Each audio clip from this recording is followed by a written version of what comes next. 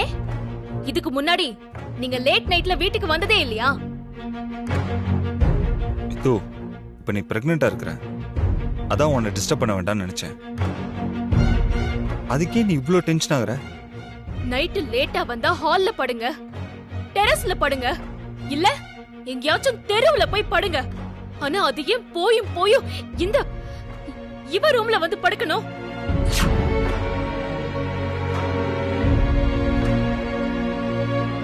நான் கேக்குறது உங்களுக்கு புரியுதா இல்லையா?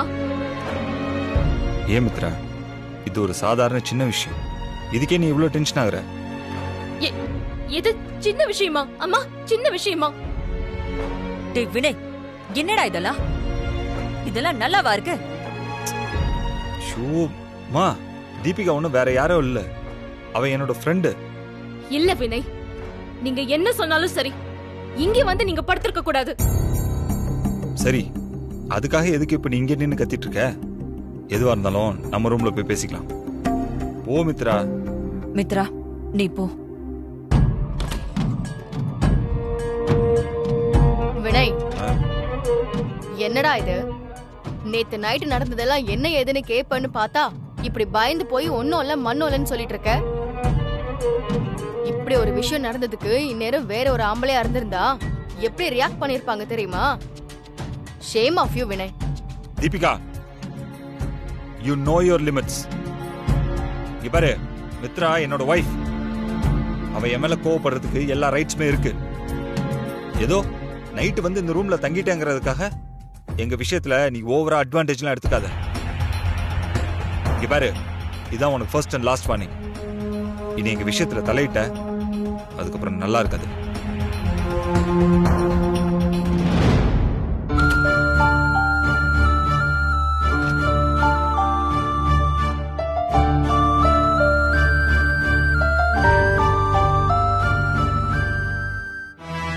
அப்புறம் நேத்து நடந்த விஷயங்கள்லாம் நமக்குள்ளே இருக்கட்டும், வெளியில யாருக்கும் தெரியக்கூடாது. புரியுதா? நான் யார்கிட்டயும் சொல்லல. ஆனா அதுக்குன்னு இந்த விஷயத்தை அப்படியே விட்டுருவியா? இது பாரு, ஏதோ ரோட்ல போன கண்ட நாயும் கண்டதெல்லாம் சொல்லிச்சுங்கிறக்காக அதையெல்லாம் தூக்கிட்டு வந்து வீட்டுல வச்சு பஞ்சாயத்தெல்லாம் பண்ணிட்டு இருக்க முடியாது. அப்போ அதெல்லாம் யதார்த்தமா தான் நடந்திருக்கோன்னு நீ நம்புறியா வினய்? ஷோ, அது எப்படியோ இருந்துட்டு போட்டோம். அத பத்தி தேவையில்லாமல யோசிச்சு என்னால இருக்கிற நிம்மதியெல்லாம் கெடுத்துக்க முடியாது. புரிஞ்சுக்கோ.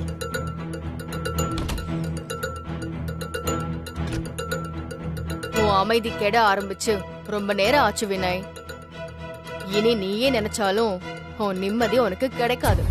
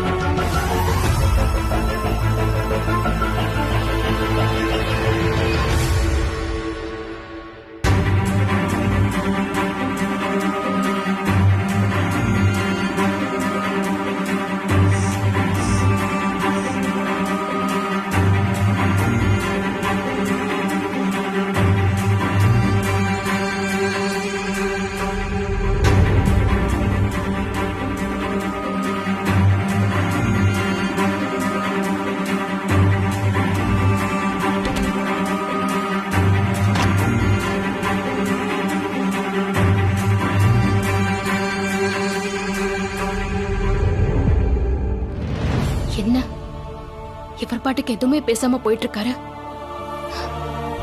போட்டோம், யாருக்கு என்ன வந்துச்சு? நைட்டே அங்க தூங்குனீங்கன்னு கேட்டா அவ்வளவு கோவம் வருதா?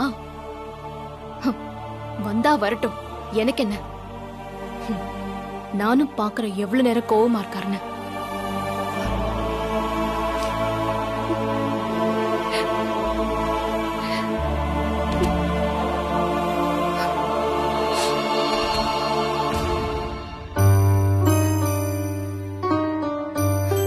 என்னம்மா மித்ரா, வினய் இவ்ளோ சீக்கிரமா வெளியில கிளம்பி போறான்?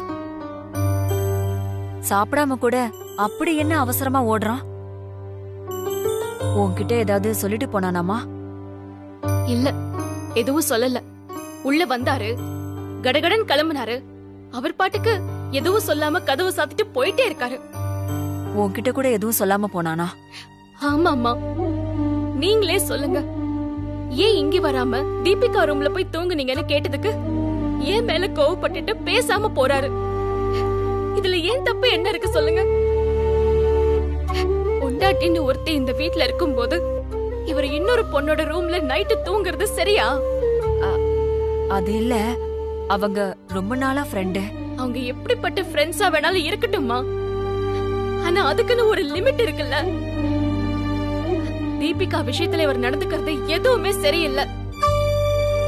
நீங்க என்ன பட்டிக்காடுன்னு கூட நினைச்சுக்கோங்க. என்ன மித்ரா? இல்லம்மா, சொல்றேன். நீங்க என்ன எப்படி வேணாலும் நினைச்சுக்கோங்க, ஆனா வினய் தீபிகா ரூம்ல போய் தூங்குனதை என்னால அக்செப்ட் பண்ணிக்கவே முடியாது. நான் மட்டும் இல்ல, எந்த ஒரு பொண்ணுமே இப்படி ஒரு விஷயத்த கண்டிப்பா அக்செப்ட் பண்ணவே மாட்டா. எனக்கு புரியுதுமா. இங்க பாரு, நான் அவங்க 2 பேர்கிட்டயுமே பேசுறேன். புள்ளத்தாச்சினே, இந்த மாதிரி நேரத்துல உடம்பையும் சரி மனசையும் சரி நல்லா வச்சுக்கணும். இப்படி கண்டதுக்கும் கோவப்பட்டா உடம்பு என்னத்துக்கு ஆகும் சொல்லு? நீ எதையும் போட்டு இப்படி குழப்பிக்காம நல்லா ரெஸ்ட் எடு. எல்லாத்தையும் நான் பாத்துக்கிறேன், சரியா?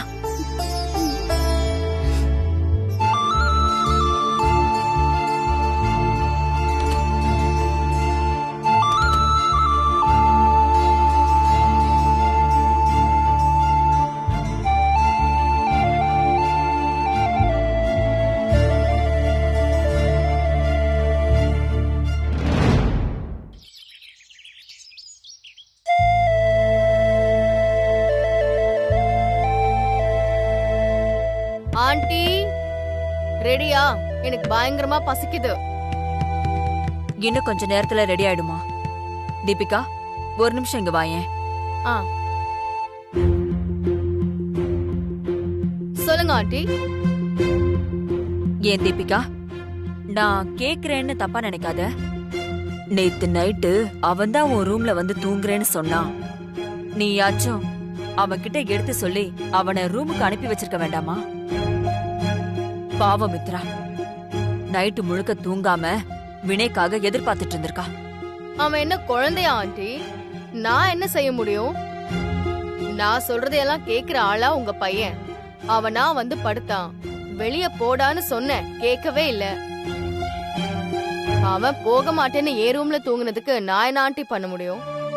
இல்லம்மா, உங்க 2 பேரோட நடவடிக்கையும் நான் நோட் பண்ணிட்டு தான் இருக்கேன். நீங்க பண்றது சுத்தமா சரியில்லை. நீ இந்த வீட்ல கெஸ்ட் தான், ஆனா மித்ரா இந்த வீட்டோட மருமக.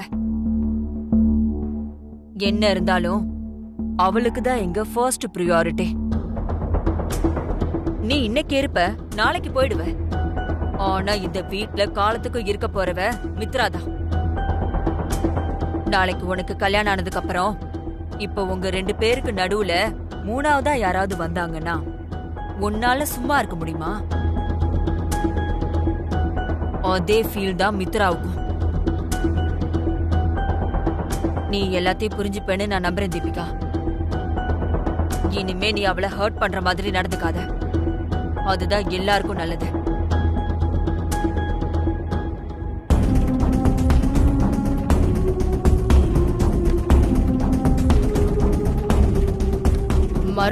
மருமகன்னு தலையில தூக்கி வச்சுக்கிறீங்கல்ல, உங்க வாயாலே அவளை வெளிய போடின்னு சொல்ல வைக்கிறேன்.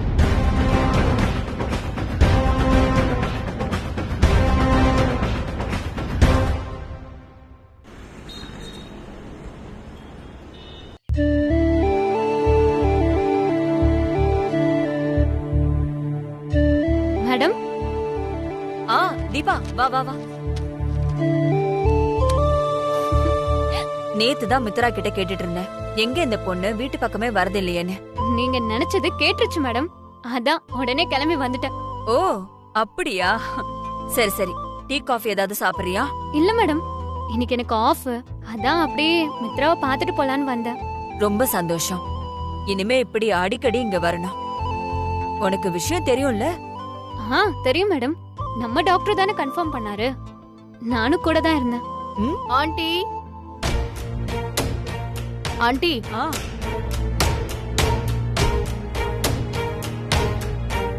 யார் இவ? யார் இவ? சொல்லு தீபிகா. ஒன்னும் ஆண்டி வந்து என் ட்ரெஸ் எல்லாம் துவைக்க போட்டிருந்தேன். சரி அதான். ஆமா இவங்க யாரு? இது தீபா, மித்ராவோட ஃப்ரெண்டு. நம்ம ஹாஸ்பிட்டல்ல தான் நர்ஸா வேலை பாக்குறா. ஓ நர்ஸா? தீபா, இது வினயோட ஃப்ரெண்டுமா. யுஎஸ்ல இருந்து வந்திருக்கா. பேரு தீபிகா. ஏன் உங்க ஃப்ரெண்ட் என்ன பத்தி எதுவும் சொல்லலையா? சொல்லிருப்பாளே. இல்லங்க, தேவையில்லாத விஷயத்தை பத்திலாம் நாங்க பேசிக்க மாட்டோம். மேடம், நான் போய் மித்ராவை பார்த்துட்டு வந்துடுறேன். சரி.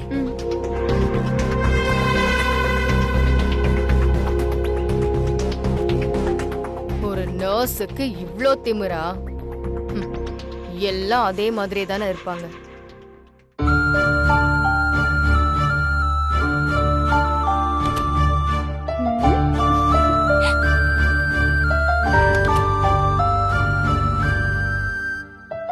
ஹாய் மித்ரா. ஹே தீபா, வா உட்காரு. எனக்கு ஆஃப் டே, அதான் உன்னை பார்த்துட்டு போலான்னு வந்தேன். இந்த ஊர்ல உனக்குன்னு சொந்தம் நான் தானே இருக்கேன். ஆமா ஆமா. ஆமா என்ன வாங்கிட்டு வந்த? எதுக்கு? எதுக்கா? அது சரி, ஏதாவது சாப்பிட வாங்கிட்டு வந்திருப்பேன்னு பார்த்தேன். ஹே, நீ எப்படி இப்படி ஆன?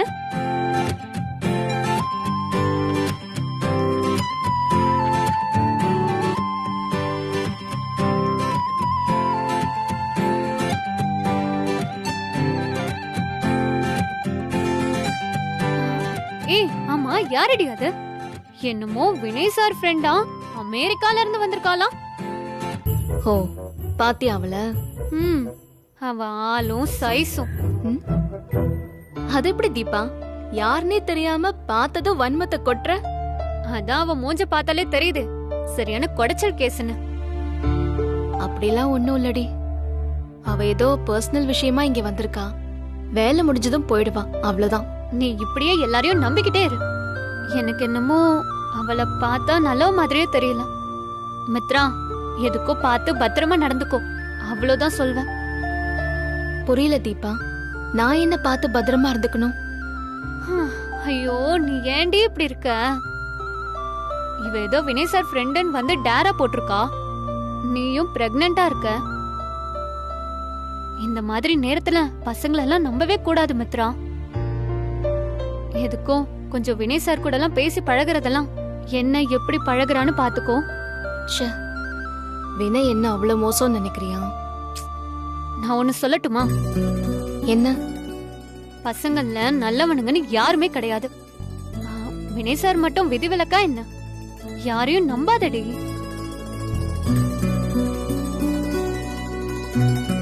தீபா, நேத்து ஒரு என்னடி? என்ன நேத்து? சொல்லு. அது வந்து ஒன்னும் இல்ல. நேத்துல இருந்து வயிறு அப்பப்போ வலிக்குது. இது நார்மல் தானா? எல்லாம் நார்மல் தான். தாங்க முடியலன்னா மட்டும் எனக்கு ஃபோன் பண்ணு. சரி, நான் கிளம்பட்டுமா? ஏய் என்னடி நீ அதுக்குள்ள கிளம்புற? ஹே, இன்னொரு நாள் வர மித்ரா. ரொம்ப நாளுக்கு அப்புறம் இன்னைக்குதான் லீவு. ஏகப்பட்ட வேலை இருக்குடி. சரி பாத்துக்கோ, நான் சொன்னதெல்லாம் ஞாபகம் வச்சுக்கோ, மறந்துடாத. போயிட்டு வரேன். வரட்டுமா? பாய்.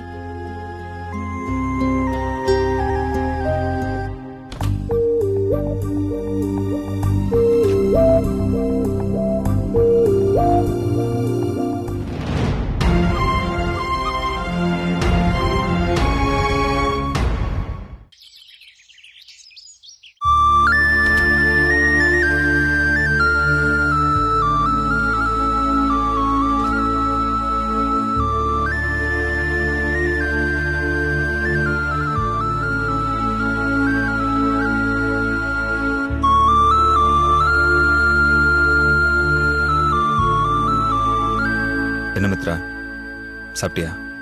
ஓ, உங்களுக்கு என் மேலெல்லாம் அக்கறை இருக்கா? சரி சரி. என்ன மித்ரா இப்படி பேசுற? உன் மேல எப்ப எனக்கு அக்கறை எல்லாம் போச்சு? போதுங்க, சும்மா இந்த மாதிரி டயலாக்லாம் பேசிட்டு இருக்காதீங்க. இதெல்லாம் நம்புற மாதிரியா இப்ப நடக்குது? மித்ரா, பின்ன என் மேலெல்லாம் அவ்வளவு அக்கறை இருந்திருந்தா எப்படி அவர் ரூம்ல போய் தூங்குறதுக்கு உங்களுக்கு தோணிருக்கும்? உங்களுக்கு என்ன பத்தி தெரியும், இப்படி பண்ணா எனக்கு பிடிக்காது, நான் ஹர்ட் ஆவேன்னு. ஆனா அப்படி தெரிஞ்சிருந்தும் பண்ணிருக்கீங்கன்னா என்ன அர்த்தம்? இல்ல வினய், அப்படி என்ன பிரச்சனை உங்களுக்கு? ஏன் இப்படி நடந்துக்கிறீங்க? என்ன பிரச்சனைனாவது என்கிட்ட சொல்லுங்க, சொன்னாதானே தெரியும். சொல்லாம முகத்தை தூக்கி வச்சுக்கிட்டு விலகி விலகி போனா எனக்கு எப்படிங்க தெரியும்? இத நான் சொல்லல, நீங்க என்கிட்ட சொன்னதுதான். இங்க பாருங்க, இப்ப நான் கேக்குற வினய், என்ன பிரச்சனைனாலும் என்கிட்ட சொல்லுங்க ப்ளீஸ்.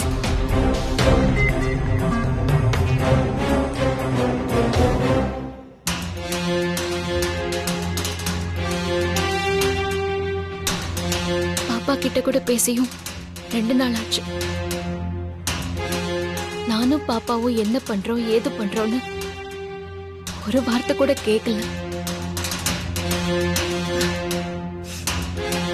சரி, என்ன விடுங்க. நம்மள நம்பி இந்த உலகத்துக்கு வரப்போற குழந்தை, அது மேல உங்களுக்கு என்ன கோவம் வினய்? அப்படி என்ன வருத்தம்?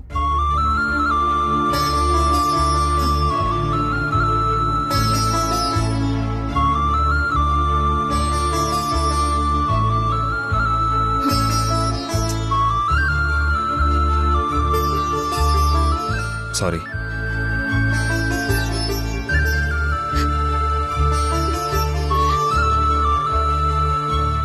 சாரி மித்ரா.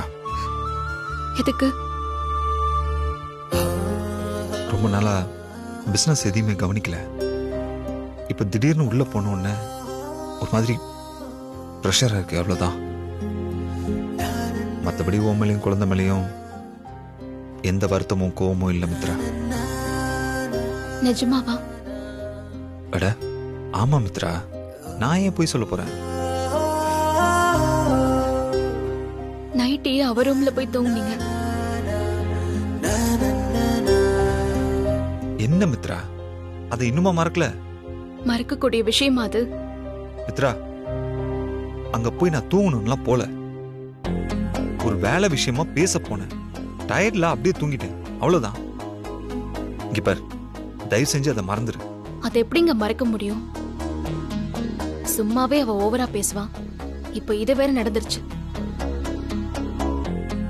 வினய், நான் உங்ககிட்ட கெஞ்சி கேட்டுக்கிறேன், இனிமேலாவது இந்த மாதிரி விவஸ்தை இல்லாம நடந்துக்காதீங்க ப்ளீஸ். எது விவசாயம் இல்லாமலா? ஆமா. ஏய், ஏன் இப்படி நான் அசிங்கப்படுத்திட்டு இருக்க? எனக்கு பட்டிருக்கிற காயம் அப்படி. கல்யாணம் ஆச்சுன்னா ஒரு பொறுப்பு வரணும். இதெல்லாம் செய்யலாம், இதெல்லாம் செய்யக்கூடாதுன்னு நமக்கே தெரியணும். இன்னும் நம்ம என்ன சின்ன பிள்ளைங்களா? அவதான் அப்படி இருக்கான்னா நீங்களும் அப்படி. நல்லா சேர்ந்துக்கிட்டீங்க 2 பேரும் ஃப்ரெண்ட்ஸ்னு.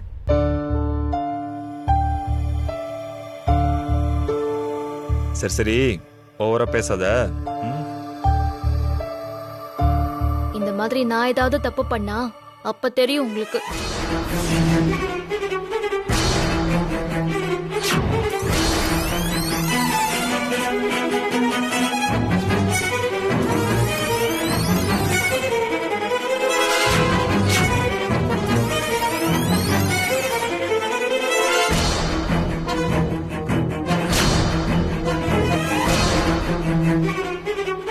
வினய், என்னாச்சு? மித்ரா, டைம் ஆச்சு பாரு. இந்த மாதிரி நேரத்துலலாம் நீ இவ்வளவு நேரம் முழிச்சிட்டு இருக்க கூடாது. சீக்கிரம் எடுத்து வச்சுட்டு தூங்கு.